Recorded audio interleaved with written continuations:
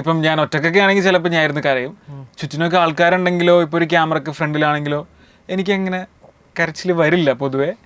അത് കൺവേർട്ട് ചെയ്ത് ലൈക്ക് ചിരിയായിട്ടേ വരുള്ളൂ. അല്ല ഇപ്പോൾ ഒറ്റയ്ക്കാണെങ്കിൽ ഇപ്പം അന്ന് വീഡിയോ ഒരെണ്ണം ലാസ്റ്റ് ചെയ്തിട്ടില്ലേ, അതിനകത്താണെങ്കിലും നമുക്ക് ശരിക്കും ഇന്ത്യയിൽ നോക്കാൻ ക്യാമറ ഇല്ലേ ഫ്രണ്ടിൽ?